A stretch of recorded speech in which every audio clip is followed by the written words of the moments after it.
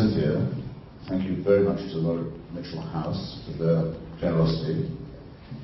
Thank you, ladies and gentlemen, for coming. Usually, when I'm in debate, it's a fresh speaker confronting an exhausted audience. This, as you may know, is our second house, or as jazz players say, second set, so you be the judge. I thank you for slightly overdoing the southern hospitality and providing English weather for my arrival. You know what they think about you people where I come from in the north. You know what they think. They think you're just living in a wasteland of piety and prohibition. Snake handling, punctuated only by offences against chastity with domestic animals. You and I know better. We know that quite a lot of that's not true. When I was in North Carolina yesterday, another place of great southern hospitality, I was interviewed on a very devout station which asked me about Friedrich Nietzsche, and I said, well, I had my quarrels with Herr Nietzsche, but they pressed on anyway, almost pronouncing his name right as well, and said, well, wasn't it the case that when he was writing his anti-Christian works, he was in the terminal stages of syphilitic paralysis? And I said that I know that many people believe that in his later years that was his problem, wondering where we were going with this, and they said, well, did I think there was any medical explanation for my own opinions? And then I knew what I already knew, which is this is not just a difference of opinion. We're in a kind of a fight here, and we don't have a lot of time to summarize our cases. I'll be quick, or terse. The case to be made against religion is, at first, strictly logical one. Our brains, as mammals, are so arranged, so formed, that we need to think of ourselves as pattern-seeking. We think and look and try and find shape to matters. For example, this city was once burned to the ground amid appalling scenes of carnage as the result of a conflict in which both sides firmly believed that God was in their camp. They were both Christian. They weren't even discrepant kinds of Christian, really. It wasn't like the 30 Years' War between Catholic and Calvinist. It was between very similar kinds of Protestantism. Deo Vindice was the motto of the Confederacy. Abraham Lincoln came close enough to saying, but not quite saying, that God was on the other side. Argued that it would be nice to know who was on God's side. In my view, these are non-questions.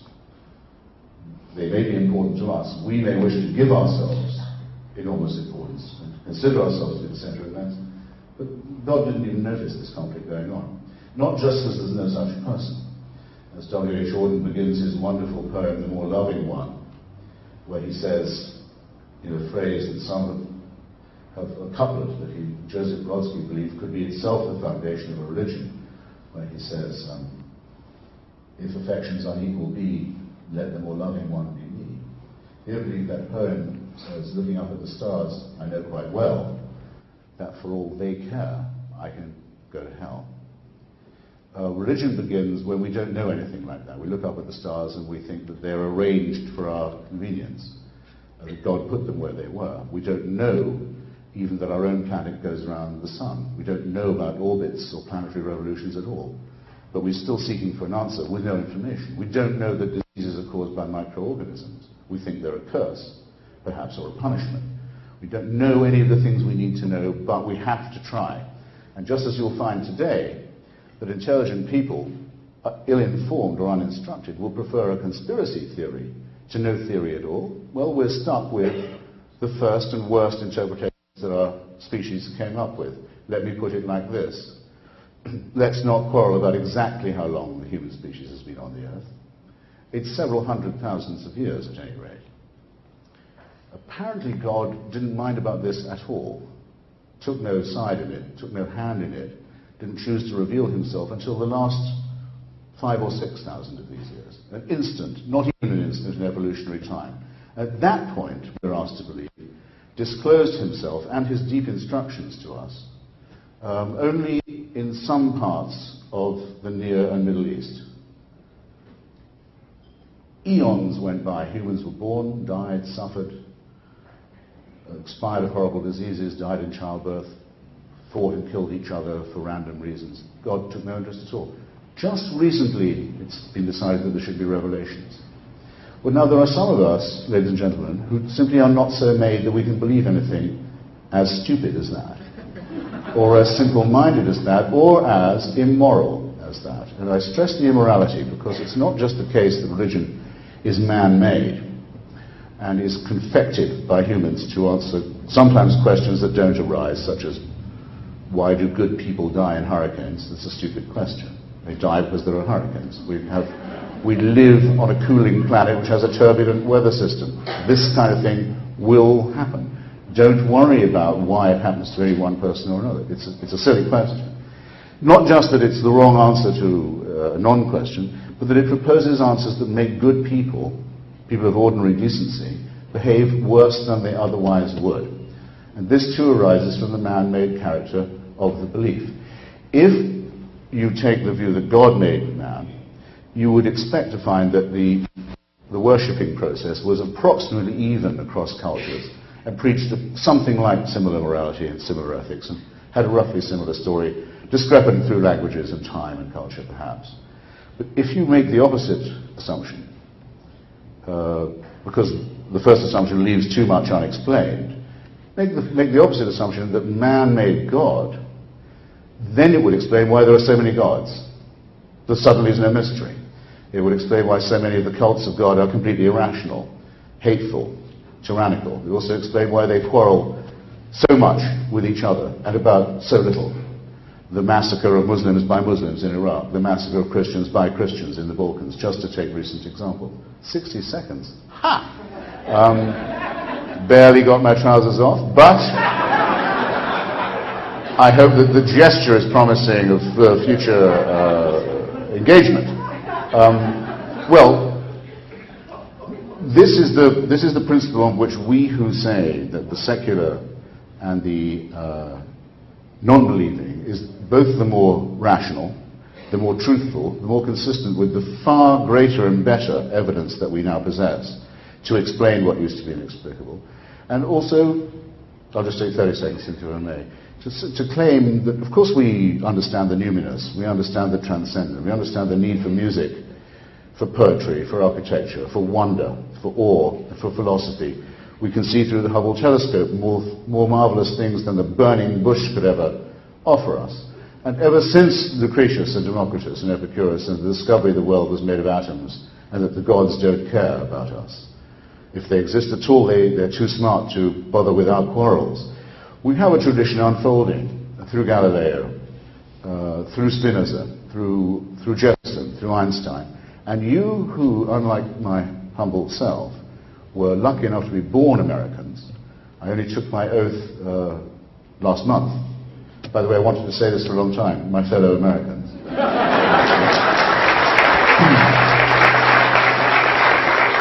And took it at Thomas Jefferson's memorial in Washington by the tidal basin on his birthday and mine. I'm his biographer.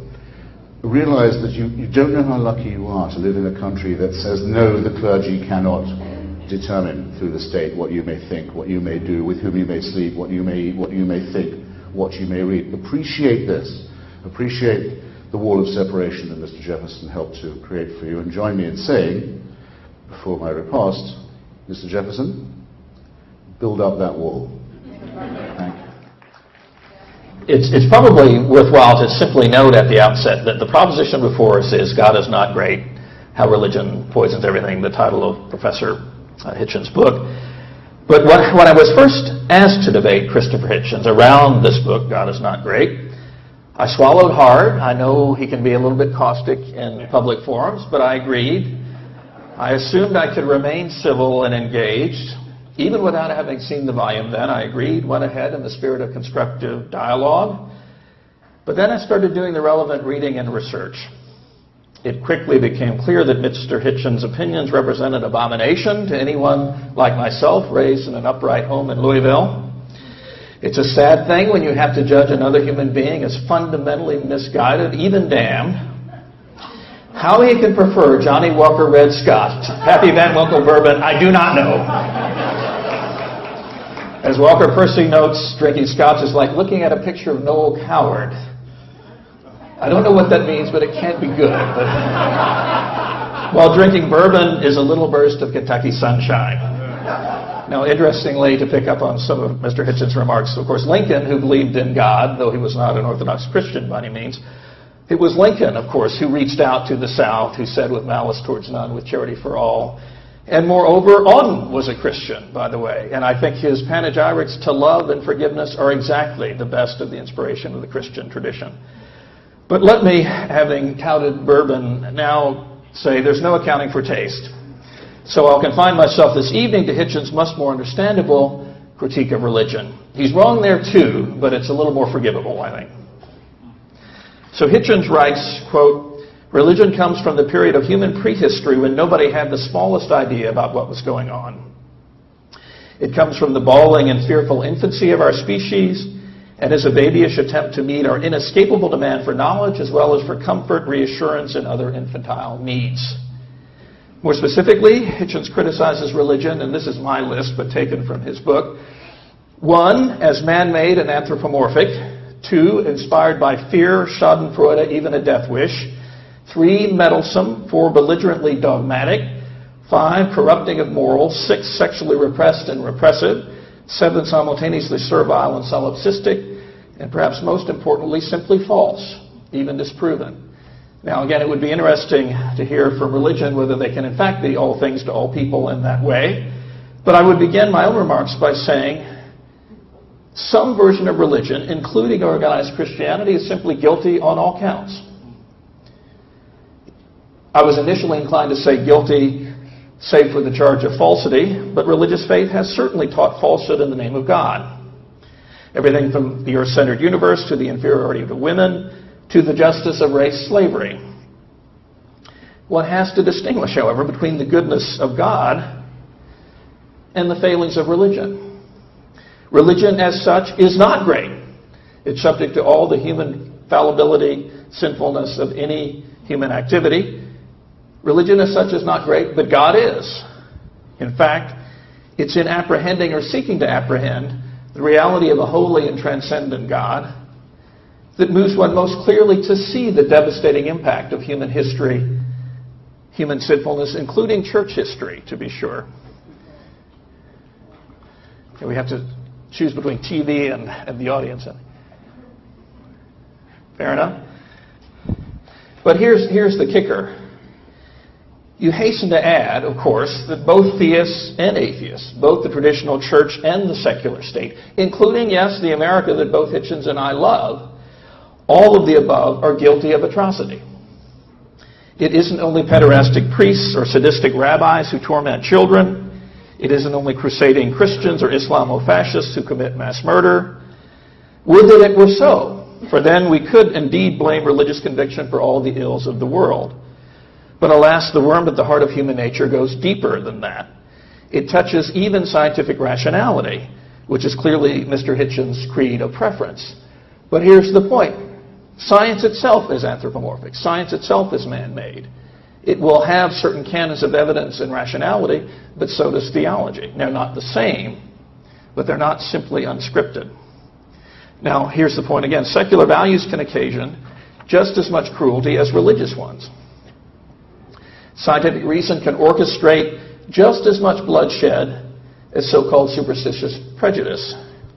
We don't need only think of social Darwinism, National Socialism, blood and honor of the Nazis. The Nazi genocide was perpetrated with technocratic efficiency in the name of racial purity and the survival of the fittest, the latter being a good Darwinian value. And even liberal democracy can be the rationale for atrocity.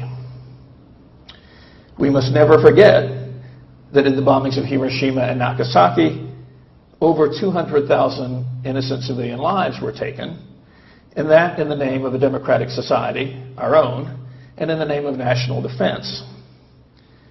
Orthodox religion does indeed often poison everything, but so do modern nationalism and postmodern humanism. Sectarian hatred and violence can be seen in Belfast, Beirut, Bethlehem, and Baghdad, as Mr. Hitchens attests. He's been there. But secular hatred and violence have been equally evident in Beijing, Buchenwald, Budapest, and Battambang, Cambodia. In fairness, Hitchens anticipates and even concedes this criticism. He thinks it rather undignified for religious folk to make the comparison, but he himself echoes the question, quote, "Is it not true that secular and atheist regimes have committed crimes and massacres that are on the scale of things at least as bad, if not worse, than those of religion?" He grants that some of the most murderous dictators of all time, think of Stalin, enacted their bloody programs in the name of national progress and enlightened atheism. What Hitchens does not come clean on, though, in my view, is on the fact that secular animosity and aggression are not just limited to totalitarian states, nor are they limited to a sort of pre-scientific superstitiousness.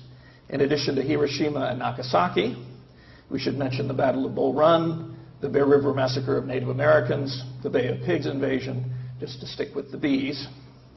Less spectacularly, just watch contemporary American television to see how tawdry and unjust the worship of self and money can become. Now, in the end, Hitchens avers that the totalitarian impulse is, quote, "in essence a religious one." The history of the 20th century, it seems to me, screams just the opposite. In addition to Hitler's Germany and Stalin's Soviet Union, the quest to perfect humanity in time by scientific means found its most insidious forms in the China of Mao and the Cambodia of the Khmer Rouge, both secular regimes. Again, Christians are certainly not guiltless here. Hitchens documents a number of the connections. But here's another key point. From St. Augustine to Karl Barth, all the best political theologians have warned against elevating any political ideology, any temporal institution, to salvific significance or sort of inerrancy. Hitchens dumps on John Calvin's Geneva and the doctrine of double predestination, but as my students know, so do I in class. Not without good reason do we resist some sort of all-knowing, predeterministic vision of a world with the elect going to heaven, the reprobate going to hell. But what we don't hear from Hitchens is anything about the Christian friends of freedom, the Christian friends of freedom of conscience. Jacob Arminius, Roger Williams, William Penn, Soren Kierkegaard, Reinhold Niebuhr, John Courtney Murray, et al. Here's the payoff. The First Amendment of the U.S. Constitution itself is the fruit of Puritan Christianity. Now, Hitchens agrees with Freud that the religious impulse is finally ineradicable, but I do think he thinks that if only you could get rid of religion, the totalitarian impulse would disappear. Thus, thoughtful Christians, in my view, can justly argue that Hitchens fails to understand, one, the ubiquity of human pride, what the tradition would call original sin, and two, the profligacy of divine grace and forgiveness, what the tradition calls agapic love. Even at its best, religion is an effort to the ineffable, a gesture towards the transcendent and holy, an awkward gesture of gratitude towards the unconditional source of all that is. Still, with all its faults, however, so long as the Judeo-Christian tradition continues to teach that God is steadfast love, and that such chesed, such steadfast love, is to be extended to all neighbors, I will remain myself a willing adherent to it and a defender of it. Thank you.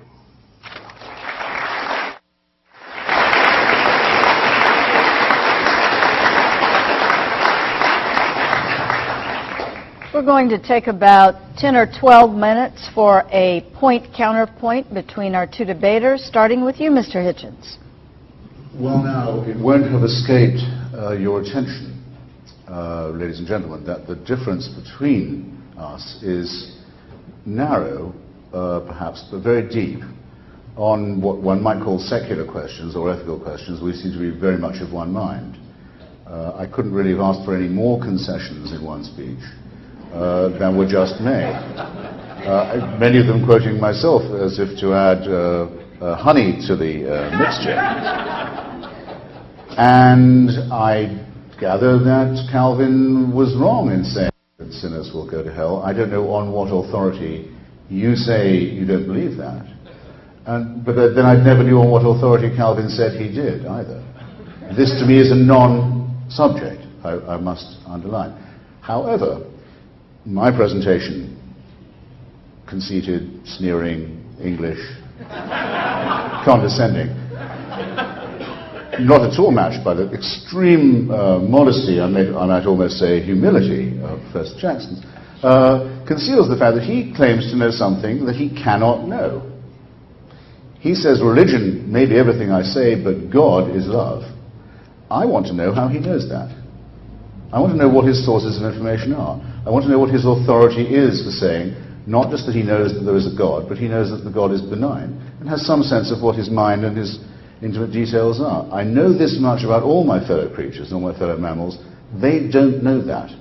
They cannot know it. It isn't within their capacity, cranial or intellectual, to know it.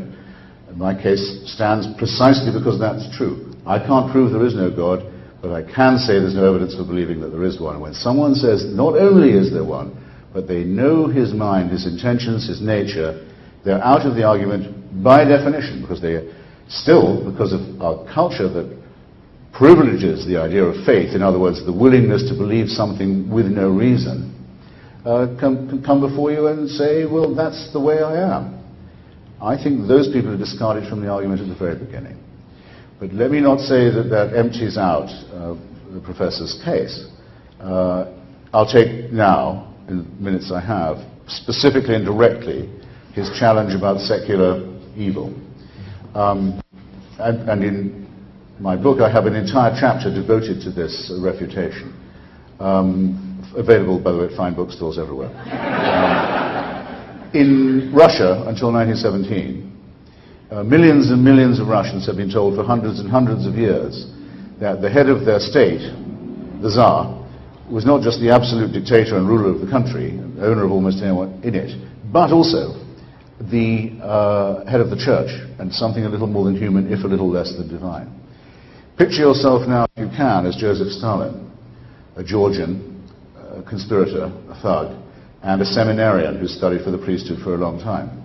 You shouldn't be in the dictatorship business if you are not able to take advantage of a huge reservoir of servility and credulity and worship that's already freely handed to you by the Christian predecessors and by the devout who have made Russia the swamp and the sink that it is. Of course you're going to erect a regime where the leader is worshipped as if he was supernatural.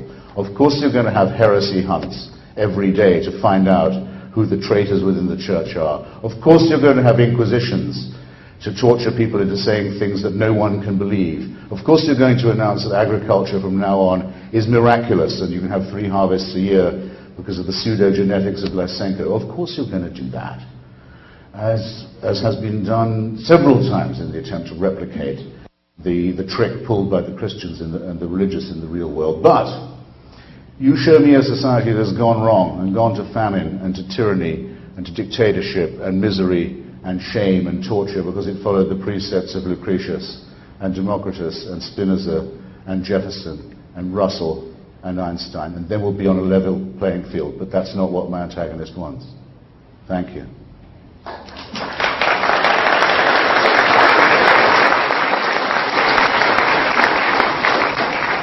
Professor Jackson? Well, I think there was a question in there somewhere, but let me see.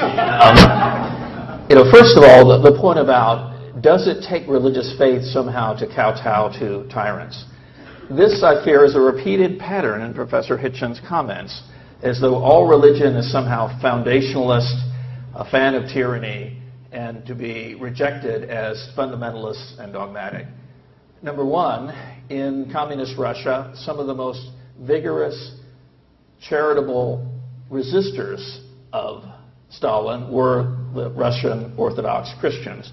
Number two, he suggests that nobody's going to sort of gone wrong betting on Einstein and the scientists. No, not the scientists. Well, you said nobody's sort of gone wrong betting on Lucretius, Spinoza, Jefferson. Jefferson endorsed slavery. Einstein helped invent the atomic bomb. Does that make them all evil? Not at all. But here's the point. It doesn't take religious belief to cast up evil, genocide, wide-scale devastation. Secular faith in humanity can be just as violent. I call that a draw, in short. But it's not, it's the only persons that are not ignoramuses in Hitchens' book are Darwin, Einstein, and himself. I'm willing to say we're all sinful. We're all sinful, and we can all contribute to horrific injustice, whether we're believers or not. He seemingly would want to reduce it all to religion, identify religion as exclusively that kind of animosity or narrow-mindedness, and then dismiss it, lampoon it. The worm at the heart of human nature goes deeper than that. Again, note, following up on an earlier comment, I never say I know the mind of God. The mind of God is a matter of faith and prayer. When I was going through grad school in philosophy, I was reading Nietzsche, I was reading Freud, I was reading the projection theorists. Like a lot of folks, I thought this universe was all there is in its material temporal form. It was actually seeing a dog get hit by a car that moved me to really completely reverse my view, meaning I was walking in front of the religious studies department one day, just heard a thump and a horrible squeal, turn around and there's this beautiful black lab that has been hit, blood coming from the mouth, staggering, clearly dead, clearly mortally wounded. It sort of staggered around, and I remember thinking, I'm looking at my own death. I too am a mortal creature that will die someday, perhaps in this kind of pain. But to my great surprise, I also had a sense of the absolutely loving presence of a deity also witnessing this, also grieved by it.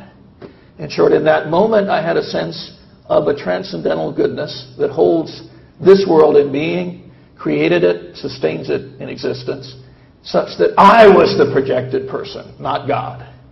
When my students ask me, what's the proof of God's existence? I say, this is the fact that the world exists, that the Big Bang produced space and time out of nothing, and we are sustained by it. It is, in my faithful view, the echo of that loving act that we experience every day in receiving forgiveness from other people, in giving forgiveness to others. It's not a dogmatic claim of knowledge, but it is a faithful claim based on experience. Mr. Hitchens? Well, I can now add to the ontological proofs, every one of which has been discredited since they were first offered. The Labrador or Retriever theory, which I'm bound to say so, with all due respect, doesn't convince me at all. But I cannot say it didn't happen to you, and I wouldn't dream, of course, of saying it wasn't a real moment to you, and I hope that it was and remains real to you, and I would further very strongly recommend that from here on you keep it to yourself. Just say that you know you have a wonderful creator and supervisor who cares for you and looks out for you, and I hope, I really do hope, that it makes you happy. And it, actually in your case it does seem to. In the case of other believers, most others, it doesn't seem to make them happy. Why not? My point to begin with. Why doesn't such a wonderful thought console people? Why do they have to say they can't be happy till I believe it too? Doesn't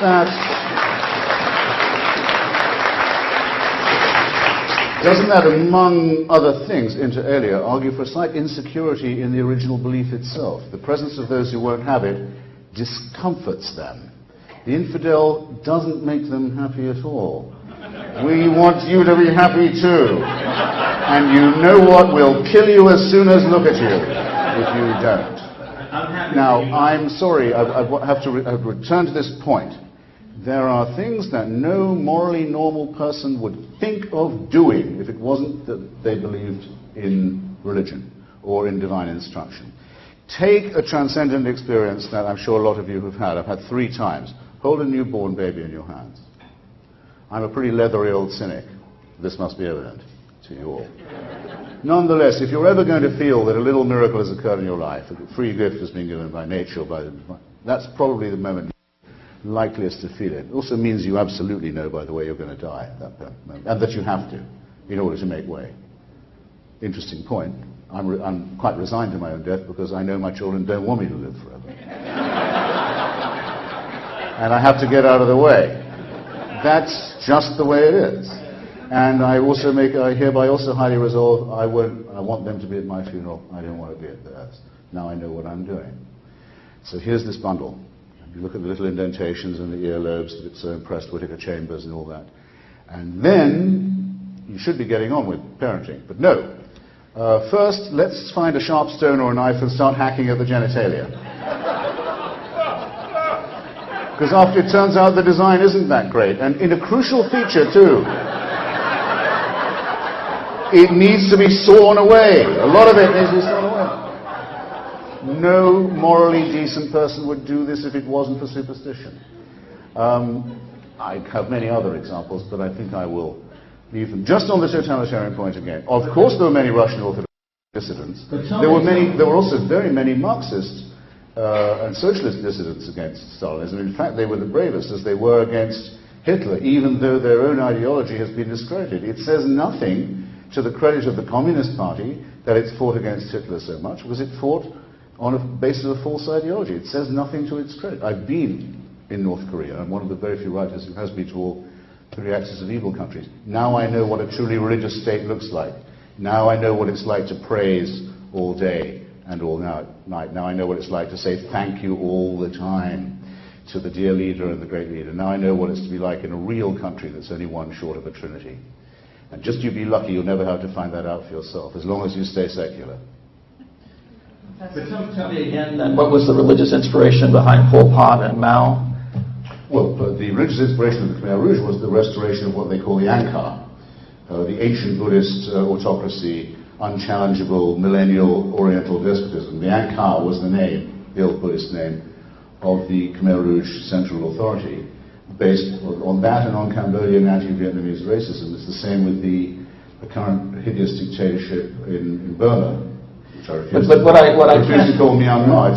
It's a temple building, stupa building, religious theocratic dictatorship as is North Korea. Mr. Hitchens, we'll get back to that in a moment. Well, I wasn't. You were. But here, again, here's the point. If we can embrace such doublespeak, that North Korea is a religious institution, a religious regime, understand Mao, Stalin, Pol Pot as fundamentally religious, then religion has become an utterly meaningless term. Again, it seems to me, you're not making it meaningless, you're making it vilified into meaning that it doesn't bear, and that's the crucial difference. But back to reasons to believe, reasons not to believe. In his book, Professor Hitchens notes that Kant falsified or disproved the ontological argument for the existence of God. Existence is not a predicate, Kant argued, so you can't think it can necessarily be applied to a God. But Hitchens doesn't mention that Kant himself embraced the so-called practical or moral argument for the existence of God, fully aware that this was not knowledge, fully aware this was a matter of faith, a matter of morals. But this is sort of an indication of the historical and philosophical accuracy of the book, that it will only hold up something like Kant as anti the ontological and cosmological argument, be totally deaf and dumb about Kant's own arguments, reasons for religious belief. Well, so who asks now? Oh, sorry. Well, why don't we just stay with it like this? I mean, I'm not a Kantian. I don't feel that I have to defend Kant in himself, only the arguments and the reason for which he stands. When he's untrue to them, I say that too, or don't cite him, in the same way as Thomas Jefferson, living around the same time, couldn't work out why in Virginia the seashells were so high up on the mountains. Nobody could that. He was a deist because the furthest an intelligent person could go in skepticism at that point of the century was to a deist argument from design that stopped right there. So there may be a God, but he doesn't intervene in our affairs. He's not so foolish as to concern himself with our trivia, for one thing. That's a belief in a reverence, but it's not a religion. That we were waiting for the great day in 1809 when the two men who would complete Jefferson's legacy were to be born on the same day, actually. Almost makes me superstitious. Abraham Lincoln and Charles Darwin, born on the same day in February that year. One of them was a greater emancipator than the other.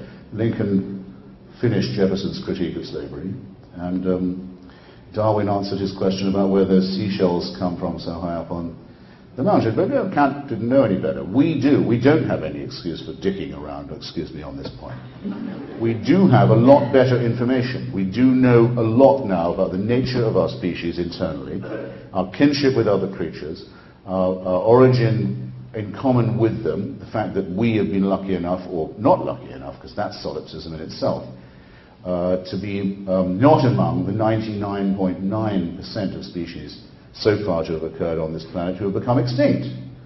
Right? Some design, by the way, of that is that we live on a planet that is the only one that isn't either too hot or too cold, just in our speck of a solar system, to support life. And very large parts of our planet are too hot or too cold to do that, even now. And we live, as we increasingly understand, on a climatic knife edge. What kind of design is this? My point is, if you want to derive ethics and morals from reality, from human solidarity, from actual knowledge of where we stand in relation to the universe, it may not be too depressing to realize that we are in fact alone in this. We can't praise supernatural aid. We can't invoke what we don't know. We're arrogant and vain when we do it. It tempts us into saying that we're better than people of other faiths or other religions.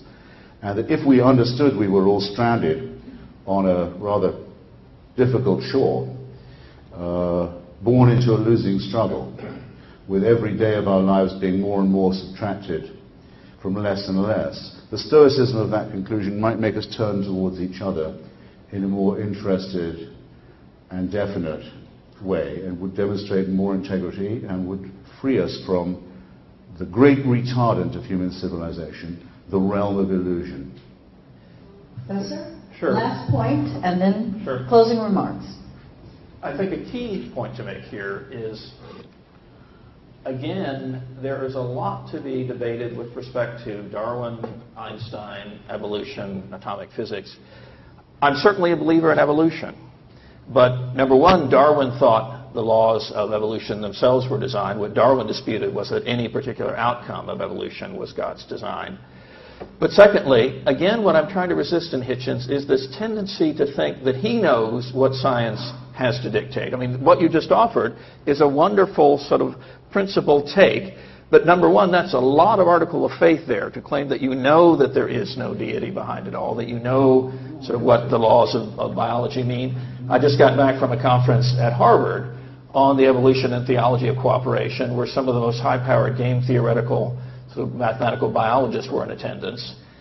And interestingly, one of the preeminent lights there, a man named Martin Novak, professor of mathematical biology, also head of the program for evolutionary dynamics, argues it is important to resist three things: creationism, sort of young Earth view where the Earth is only 6,000 years old, whatever, but also intelligent design, if that's seen as simply God randomly intervening, a God of the gaps, but also scientific atheism. Novak, and I think he rightly makes the case, is if it is dogmatically presented as something we know, is just as much an article of faith, and indeed just as dogmatic, is the contrary. For what it's worth, Novak is a devout Roman Catholic, as well as a biologist. He rejects, as I've noted, creationism, intelligent design, scientific atheism. But as he puts it, the God concept of any well-formulated theology is more sophisticated than that. Novak notes that, quote, scientific atheism, it goes beyond an immediate interpretation of scientific results and is itself a religious statement. Nobody's going to get beyond faith here, in other words. Right? Sometimes it sounds like Hitchens believes that science has unmediated access to the given, as though we can escape human purposefulness, human finitude and faculty. No, science itself is a human creation that will be based on various evidences that will involve interpretation all the way down. Now, you may judge that interpretation to dictate no intelligent design. Fair enough. But don't think that that's the only form of knowledge possible. More positively, Novak argues, for example, quote, an atemporal God who is both creator and sustainer lifts the entire trajectory of the world into existence, he thinks. Evolution describes the fundamental laws of nature according to which God chooses to unfold life. Novak concludes then that, quote, religion is cosmic hope and alone gives ultimate purpose, that evolution poses as little problem for religion as gravity or any other natural force. That, it seems to me, is an intelligent effort to bring together truths of theology, truths of science. Hitchens will not permit any sophisticated form of theology as though that's true faith, or that's at least a defensible faith. What we get, in my view, is what I would call a fundamentalism of the unbeliever. A fundamentalism of the unbeliever, where all religion is dogmatic, unscientific, vengeful, the sort of person who would consign a non-bourbon drinker to hell, and yet not sensitive at all to the places in Scripture where tolerance, love of neighbor, gratitude towards God as the source of all that is, whatever you think that to be, is the fundamental motivating factor of human existence. Now, again, I think he's right in thinking there's a lot that brings us together. But what I think still fundamentally differs between us is that I fear he tends to elevate the secular state as though that's the summum bonum. He finds it very hard, it seems to me, to have a purchase on the injustice that the United States of America, even qua liberal democracy, sometimes perpetrates. That is not the only reason to believe in God, that there is a righteous source of goodness even beyond the nation state. But I would submit it's one of the happier pragmatic outcomes of it. The only reason finally to believe in God is that you do and think this finite world depends upon a transcendent source for its existence. But that said, it still seems to me religion is actually a better safeguard of peace, tolerance, and understanding than a secular state. Closing remarks, Mr. Hitchens? Well, I would prefer to blame myself than Professor Jackson if I have been so misunderstood by the audience as to have said, or been thought to say, that I can prove there is no God. I appeal to your fairness, your adjudication, ladies and gentlemen. Did I not in fact say that I can no more disprove the existence than the theologian can prove the existence? Did I not? Well, then I feel to that extent less like a fool. There is an enormous difference, therefore, between those who say they do not know and those who say that yes, they do. And not only that they do, but they know it in intimate detail, that they can even say that God is love. Well, love is God. Or that there is salvation at hand, or comfort to be obtained. These are remarks that constitute to me no more than white noise. A Jehovah's Witness could say as much. An Aztec could and did say as much. There's never been a society where people don't say, well, you may not know what God wants, but somehow we do. And though Professor Jackson would not be the ideal exemplar of it, therein lie the temptations to totalitarianism, to the bullying of others, to the coercion of other people into behavior in the here and now, not in the future. The temptation, in other words, of secular power. The reason I'm an anti-theist is that I don't wish it was true, as some atheists do. I know many non-believers who wish that this numinous and transcendent thing could be, but they can't make themselves believe it. Who can? I don't wish it was true because I have no wish to live in a permanent state of surveillance, supervision, invigilation by an unchanging, unchallengeable, unalterable authority that will coerce me from the moment of my conception until the last hour of my life, and only then let the fun begin. In North Korea, the most religious state, the most worshipful, the most faith-based state I've ever seen, you are forced to thank the dear one, the creator of all things, for everything all the time. You have only the right to praise. At least you can die and get out of North Korea. The Abrahamists won't let you even do that. This is the true origin of totalitarianism. I find I must make a point about the Scotch or the whiskey question. I have investigated the President's decision to become a teetotaler. I have some authority for talking about it. I've been into it a good deal. For me, I have to say the decision to exchange bourbon for Methodism is unintelligible.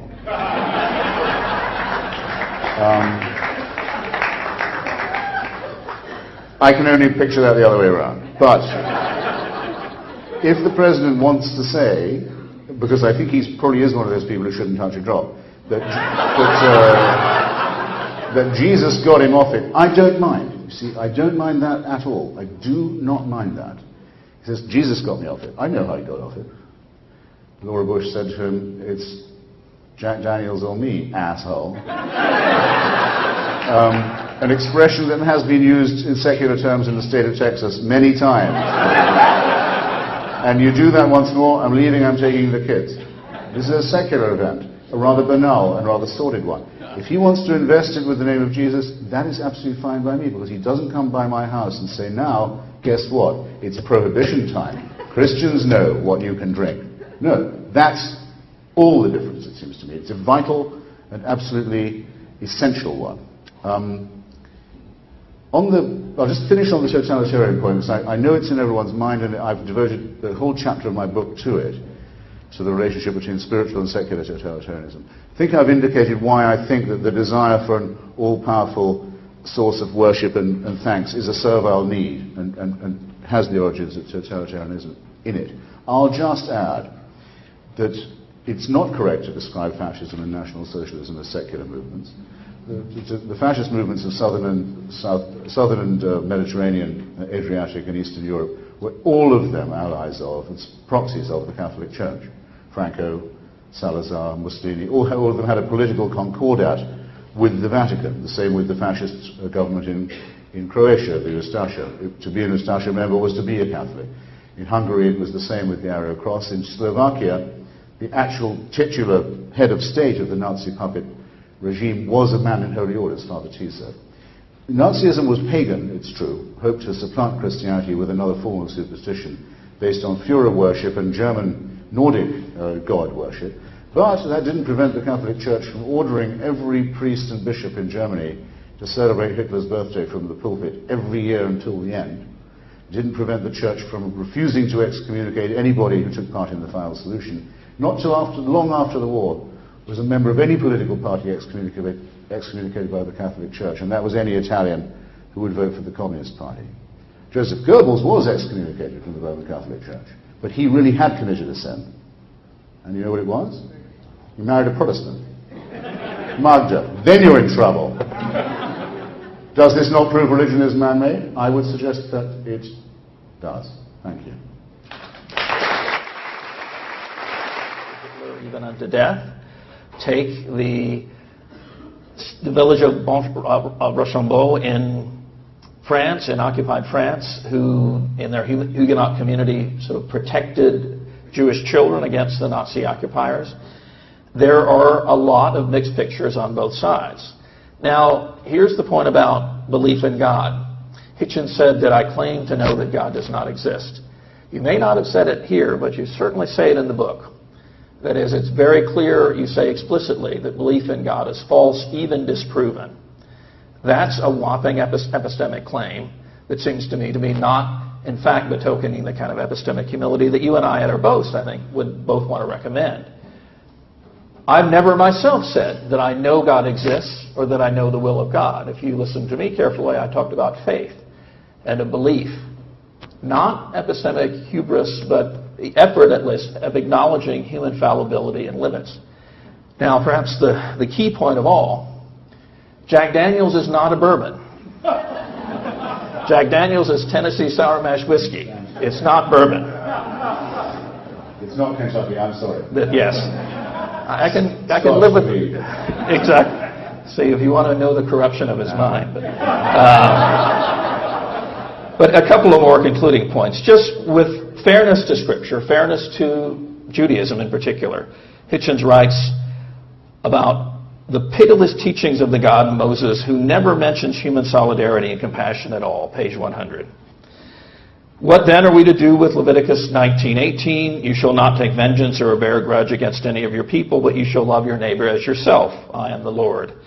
Now, lest the neighbor be understood as exclusively one's fellow Israelite, other parts of the Pentateuch clearly suggest an inclusive construal of neighbor love. What are we to make, for example, of Leviticus 19:34? The alien who resides with you shall be to you as the citizen among you. You shall love the alien as yourself, for you were aliens in the land of Egypt. I am the Lord your God. None of this is even mentioned in the book. It's as though the worst sort of vindictive violence of Leviticus is all there is to the Old Testament. Take Hitchens' treatment of the New Testament. Christ is sort of dismissed as a deranged prophet, fanciful wish thinking. There is virtually nothing dedicated to the so-called weightier matters of the law: faith, hope, justice, mercy, and faith. You don't hear hardly anything about Matthew 22, love of neighbor, about service to the poor, about forgiveness. Again, a lot of nasty texts of terror in Scripture. But I submit to you, it is not doing a service to truth or the wider liberal state to just turn a blind eye to the countervailing teachings. and which are arguably much more central to Christ, much more central to Christ than anything like divine punishment or reward. Christ never makes the winning of heaven the motive, though he did apparently believe in the resurrection of the just. So here's my closing remark. Some consider Christopher Hitchens a courageous anti-fascist and a learned iconoclast, and I'm one of them. I think there are a lot of good reasons to praise Christopher Hitchens. He is indeed a brave and articulate spokesman for human decency, for the strength to identify and surrender false consolations. I especially admire his stand on abortion, on freedom of conscience, including his support for the visiting distinguished professor at Emory, Salman Rushdie. But I believe in the end, in fact, he's not feisty and skeptical enough, meaning he sees the limits of religion, but not of scientific rationality and of political liberalism. He evidently also prefers Scotch to bourbon, which is equally absurd. But for Hitchens, as I say, religion is one consistent thing, stupid and vicious, something which does not and cannot advance. Science, on the other hand, seems either to have sprung full-grown from the head of Zeus, or rather Democritus, or to have steadily and methodically progressed in discerning objective truth according to universally accepted criteria, of course, unless it's obstructed by religion. But that's simply not a plausible picture of either science or religion. Science does not go from triumph to triumph. We need to talk a lot about alchemy, phlogiston, how we get from there to here. Moreover, as many string theorists, including Ed Witten, the inventor of superstring theory, would tell you, a lot of their propositions are not demonstrable by evidence. There are elements of interpretive faith there. In short, the history of science that Hitchens suggests is simply denied by the philosophers of science themselves, Kuhn, Feyerabend, Rorty et al. Now, why is Hitchens so easy on democracy? Why is Hitchens so easy on science? I think the answer can only be that he's invested too much faith in these two realities. There's a lot to be said against, again, even the dictates of the liberal secular mind. Don't get me wrong, moreover, I believe in science. I believe evolution is qua speciation across time, well documented. But the question of the mechanism behind it, the teleology in it or not in it, is still much disputed. And it's quite appropriate for religious or non-religious to raise those questions. To be sure, religion has warts, even bloody hands, as I've said. There are racist, sexist, arrogant, even genocidal passages in Scripture. I'm no biblical inerrantist myself, so I judge those sections to be garbled. Again, no human artifact, neither religious nor scientific, is infallible. But first of all, and most of the time, the overarching biblical kerygma, it seems to me, can be appealed to use Scripture to correct Scripture. That is, one can try to articulate a better or worse expression of charity, a better or worse expression of piety. I agree wholeheartedly with Hitchens that the invidious distinction between the damned, ineluctably condemned to a permanent hell, and the saved, irresistibly elected for a post-mortem heaven has caused untold cruelty. There is much suffering in these teachings. Furthermore, Christian anti-Semitism is a recurring disgrace. Yet this sort of us versus them righteousness is what the Jew Jesus of Nazareth came into the world to overcome. Whether you think him divine or not, it seems to me, the message is exactly against the kind of dogmatic, belligerent us versus them mentality that Hitchens equates solely with liberal democracy or enlightened science. I myself have elsewhere argued for what I call the disconsolation of faith, hope, and love, away from dogmatism, away from cruel claims about invulnerability, away from immortality as a motive for virtue.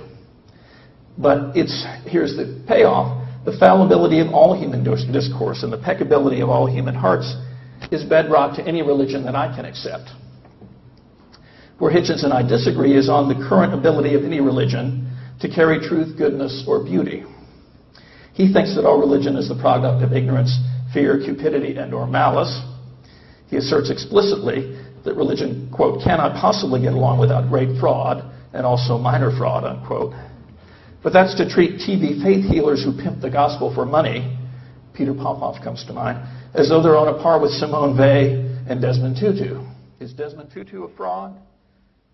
I hold that true religion casts out ignorance, fear, cupidity, and malice in the name of gratitude for the ground of our being, and in fact is a very good repository of compassion for other people.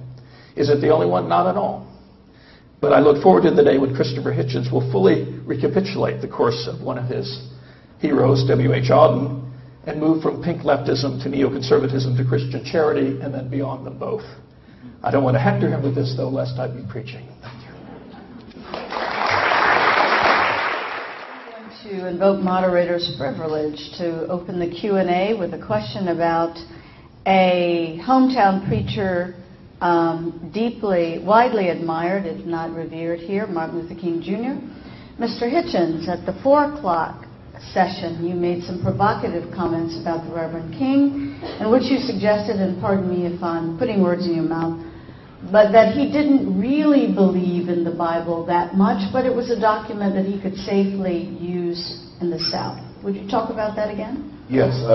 There's only one sense in which I would complain about being misrepresented in Professor's summing up, which is that I don't at all say that religious people haven't done good things, but I say with William of Ockham that one must dispense with unnecessary assumptions. You do not need supernatural authority to say that the American Constitution says, and the American Declaration of Independence says, that all citizens of the United States are innately equal. You don't need to say, and God says so too. And very little is added to that if you do say it. And before I go on to Dr. King, I will simply say that the belief that the American Civil Rights Movement had to be and was run exclusively by preachers has led to the empowerment of a tremendous number of mountebanks, charlatans, and frauds as a result. The Reverend Jackson, or the Reverend Al Sharpton, with whom I debated the other night in New York. These people simply go to show, as did the Reverend Falwell, the ghastly individual who left us yesterday without being raptured. How much you can get away with in our culture, how much evil and nonsense you can talk as long as you can put Reverend in front of your name. Who would pay?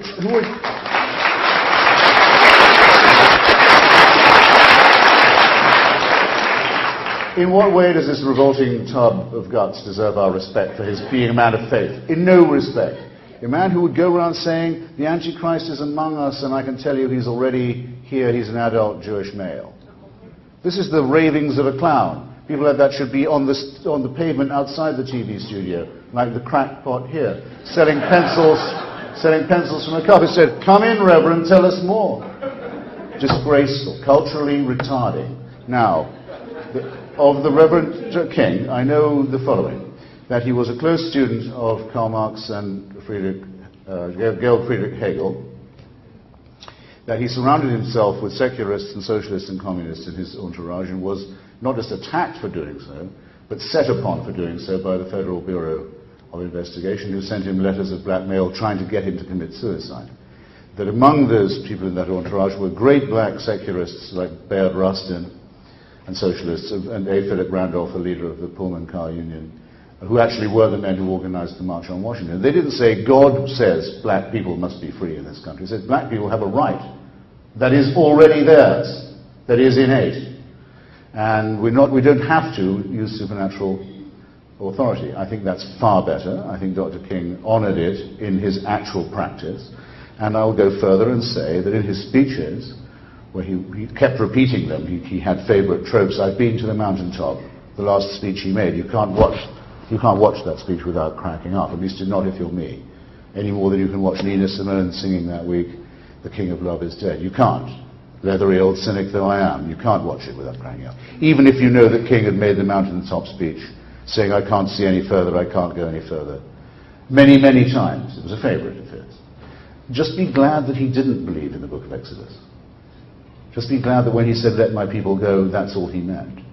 Because if he believed in the book of Exodus, he would say, my people have a covenant with God, and they're allowed to kill anyone who gets in their way. They're allowed to enslave the ones they don't kill.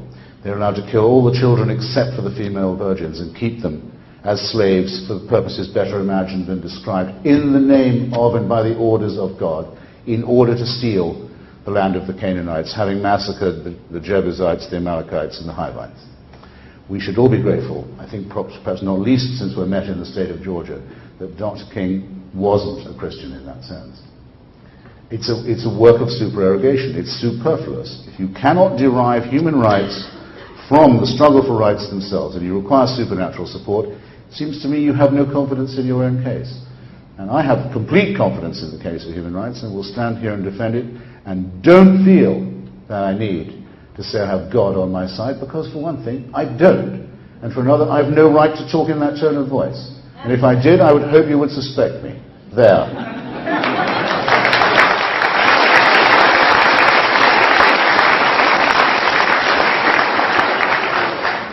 Professor Jackson, Reverend King. About Yes. Reverend King? Yes.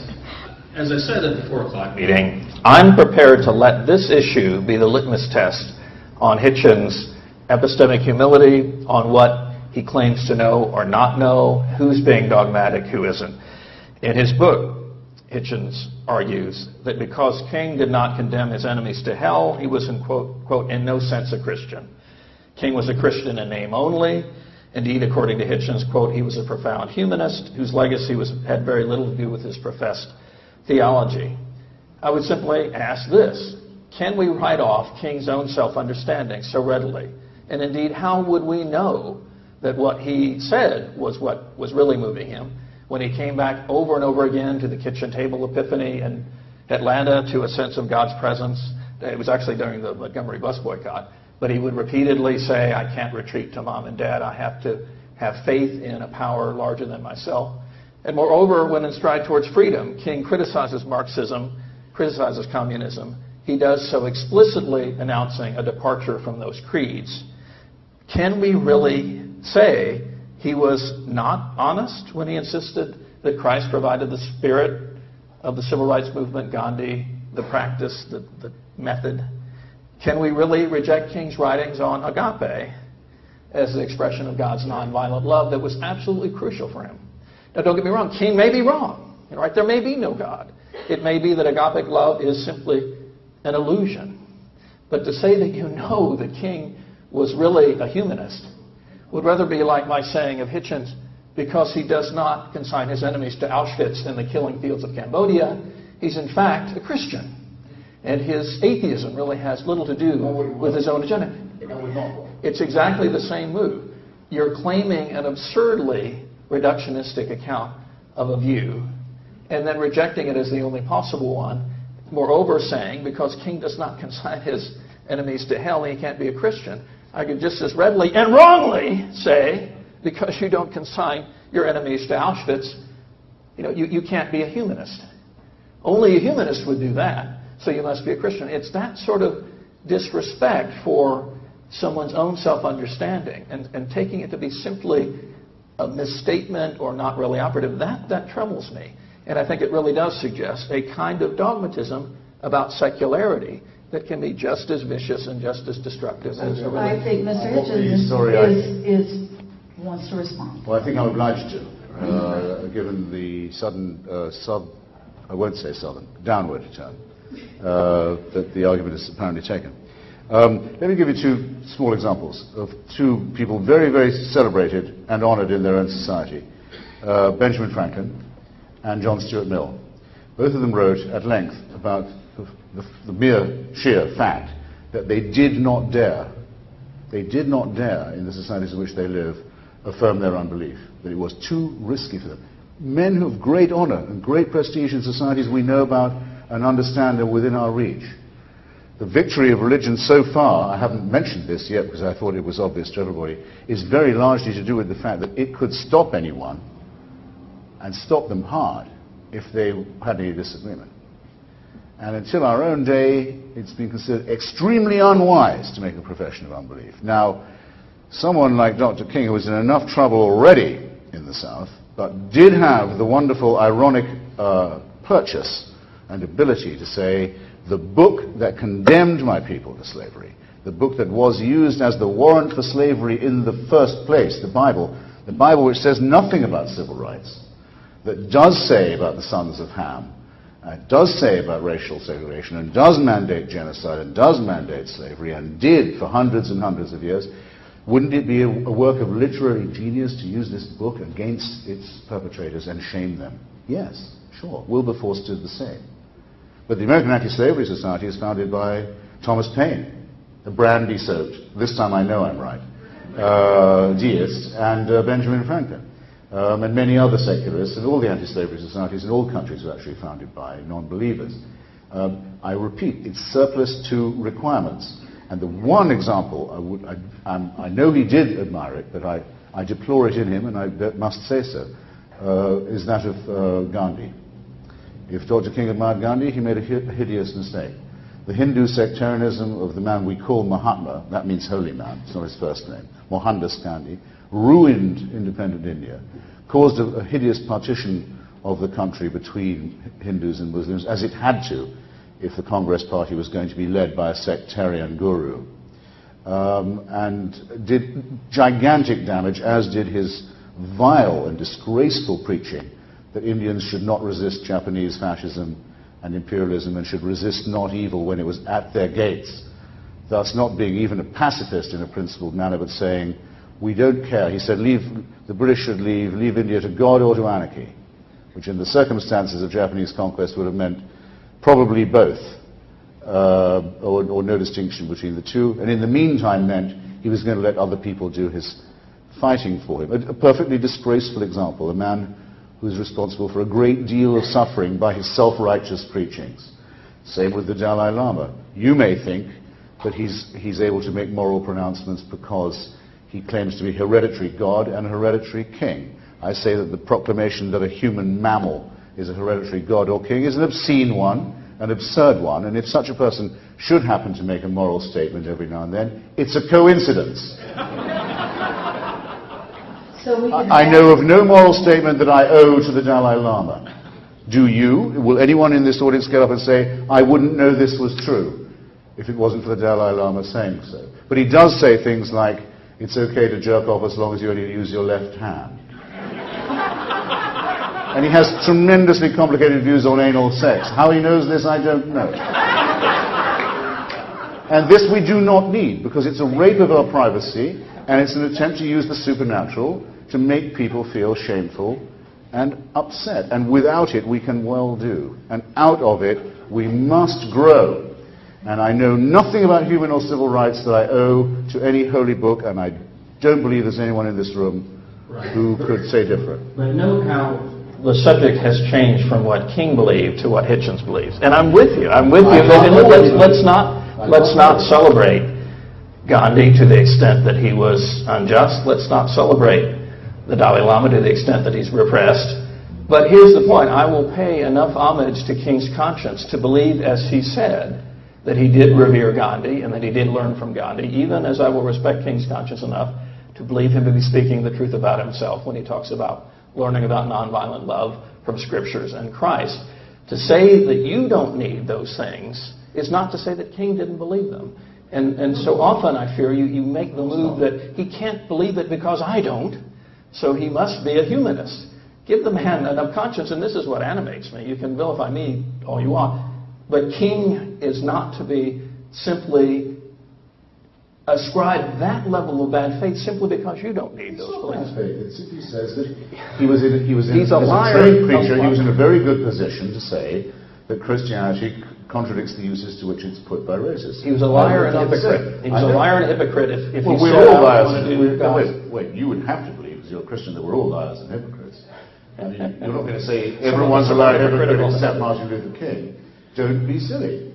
I'm saying that there is a very good, if you want to analyze it, rather than simply take, as you wouldn't normally, because you're a member of a very judgmental faith, everyone at their own face value, I can give you an intelligible reason to say why it might be that Dr. King, while having a large number of secular and atheist friends who were the core of his movement in many ways, might yet have chosen to use religious rhetoric. This is not to call him or impeach him in the least as a hypocrite, rather as a great ironic and literary strategist, which I think that he was.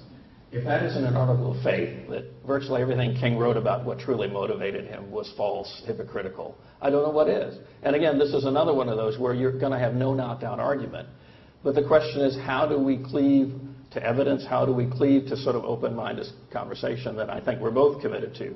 And all I'm saying is, sure, King was a sinner. We had that treasure in earthen vessels like we had all earthen treasures. But to attribute that level of hypocrisy to the man, and to say when he says, I only want to do God's will, I'm first of all a black Baptist preacher, and moreover when he insists, I'm not even first of all a civil rights activist or rejecting the Vietnam War, I am first of all a servant of God, to say that all of that was simply for political purpose, for sort of expediency's sake, that's a massive epistemic hubris on your part. It's a massive epistemic hubris to claim that you know that, and that you would attribute to that to King is insufferable. Go ahead. I was going to ask to let the professor finish. Yeah, and it Well, okay, I'm going to finish again, but he has said this 5 times. I'm going to have to appeal to the audience. Do you want to hear him misrepresent me again? Did I say this? No, I didn't.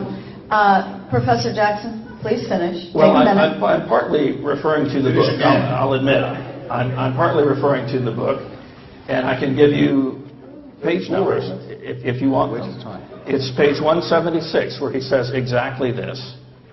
Because King did not consign his enemies to hell, he was not a Christian, etc. But again, let it turn on this. Let it turn on what Hitchens has actually said about King and how he claims to know it. I am going to be foolhardy enough to think that we may get to one more question. If both of you will agree to give very brief answers. Here's the question. Can belief in God, Professor Jackson, and belief in the Big Bang Theory coexist? Absolutely. And you're looking at a person in whom they do coexist. I do think the Big Bang is a very interesting hypothesis about the beginning, not in space and time of the world, but of space and time themselves. And even though it's not necessarily a biblical view, it certainly has had some currency in Western theology, that creation is ex nihilo, and this view resonates with that. Again, I don't want to defend a highly metaphysically freighted view of God in which I claim to know dogmatically all of God's attributes, but one can talk about a faith in that causal principle that brought the Big Bang into being out of nothing. There was a singularity. And scientists themselves will acknowledge that there can be sort of no proof for this. The further you go back in history, the more the laws of physics break down, the closer you get to the Big Bang, the more it is a singularity that can't be explained even in scientific terms. So there's a lot of resonance there. Moreover, interestingly, I do know, however, that there are membrane theorists out there who are now assailing the Big Bang Theory. There are membrane theorists who think our universe came about through the collision of 2 infinitely extended membranes, such that, in fact, we're back to a kind of steady state view where there is an infinite number of membranes, all of which have different laws of physics. All I would say is, which takes more faith, to believe in an infinite number of infinite and eternal dimensions, all with their separate laws of physics, or to believe in a causal God who ineffably started it all? Maybe both, maybe neither, but the point I'm trying to make is there comes a time in both science and faith where you have to acknowledge that you're going to depart from the evidence. Mr. Hitchens? Can a belief in God and the Big Bang Theory coexist? Well, as I say in my book, religious belief is compatible with any other kind of belief. It's just that we live now in a period, this is the whole point of my introduction in the first 2 chapters. We've lived now for a long time in a period where religious belief is optional. It can't be mandated anymore. It doesn't explain anything that we used to find inexplicable. Believe it if you like. It's actually said by Omar Khayyam in the Rubaiyat, in the Fitzgerald, not Fitzgerald, the Le Gallienne translation. He says, "And do you think that under such as you, maggot-minded, starved, fanatic crew," he's addressing the mullahs, "God gave a secret and denied it me? Well, what matters it? Believe that too.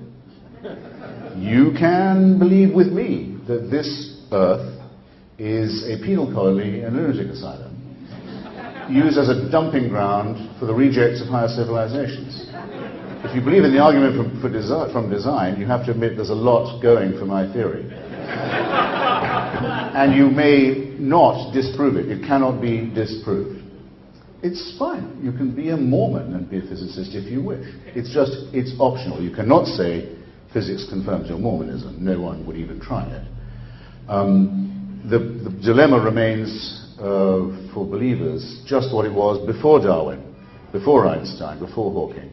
There is no possibility of demonstrating a first cause, or even postulating one, that does not lead to the difficulty of the cause of that first cause, and thus to an infinite regression. All arguments from design and from first cause fall immediately victim to that fallacy.